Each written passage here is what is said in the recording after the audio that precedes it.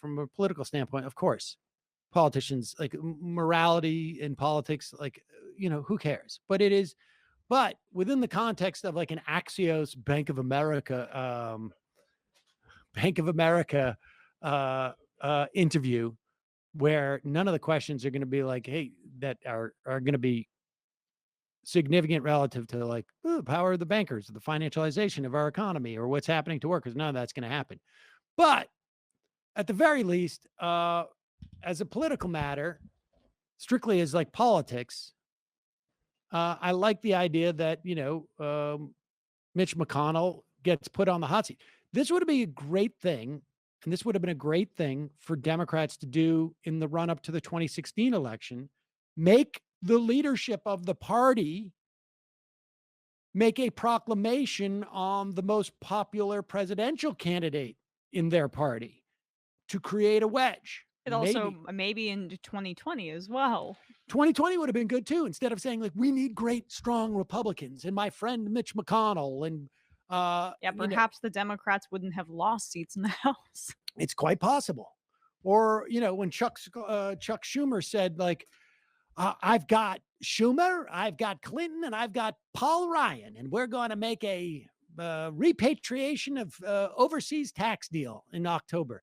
Maybe you shouldn't worry about Paul Ryan's fortunes so much. Maybe you should worry about your own candidates' fortunes and your own parties. But here is Jonathan Swan asking Mitch McConnell an uncomfortable question. You are known for playing a ruthless style of politics. Where do you draw your moral red lines? I didn't realize I was known for playing a ruthless. I thought my wife thinks I'm a really nice guy. My kids like me. I got a lot of friends. That's 4 so far. Okay.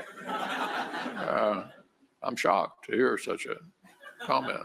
Let's just take as a premise, and I think the audience might agree with me, that there are some people, maybe some substantial people in this country who might agree with that assertion. Not your wife. I'm sure you could find so moral red lines. Where do you draw them? I'm perfectly comfortable with the way I have conducted my political career, and I'd be happy to respond to any specificity you want to apply to the term. What was it? Moral red lines. Moral red line. Yeah. Well, I'm very comfortable with my moral red line. Let me give you one specific. Help me understand this. I watched your speech last year in February on the Senate floor after the second impeachment vote on Donald Trump. And it was an extraordinary speech. You spoke very powerfully against the most powerful figure in your party, the president. And you said Donald Trump's actions preceding the January 6th insurrection were a, quote, disgraceful dereliction of duty, and that he was practically and morally responsible, your words, for provoking the events of that day.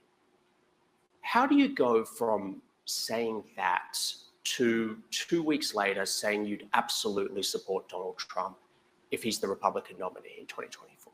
Well, as the Republican leader of the Senate, it should not be a front page headline that I will support the Republican nominee for president. After you've said that about him, I think it's astonishing. I think I have an obligation to support the nominee of my party. And is there anything they could do? I will. That will mean that whoever the nominee is. Pause it for 1 second. I wish Swan had stayed on that question.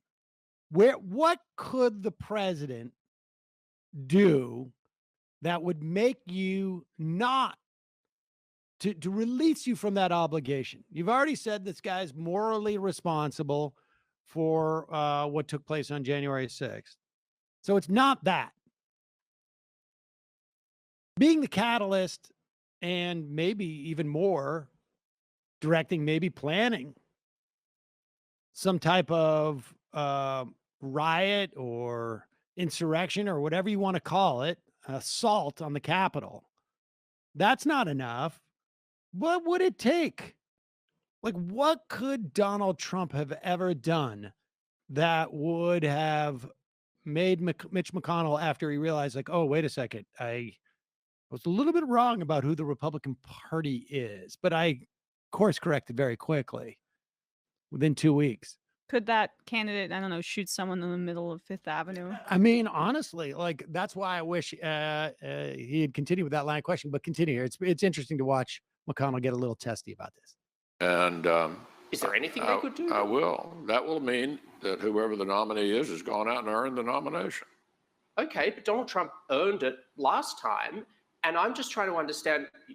What you say matters. You're a very important voice in this country. You're the leader of your party, and you seem to hold two concurrent, conflicted positions, which is not at all inconsistent.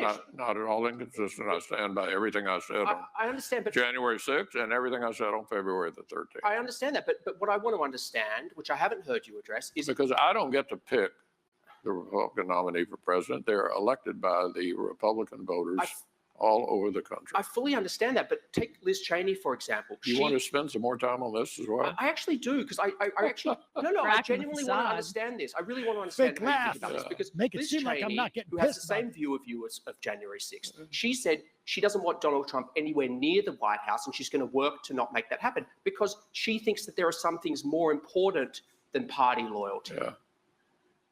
Well, maybe you ought to be talking to Liz Cheney. No, but I'm not trying to. I really, it's not a gotcha. I'm just actually trying to understand, like, is there any threshold for you of what someone can do on a moral level? I say many things I'm sure people don't understand.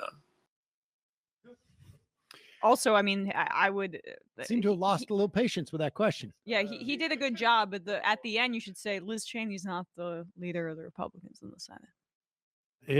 I mean, I think this is that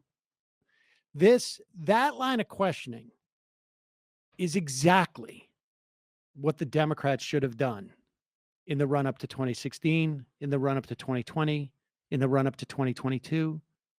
Because, like, I don't know how much harder Mitch McConnell could signal to his political opponents, I don't have the ability to distance myself from Donald Trump. Like, I don't have the ability, like, I am in a jam here. They blew it with KBJ in the same way. Like, Mitch McConnell was a little bit pissed about what Ted Cruz and Josh Hawley and Tom Cotton were doing.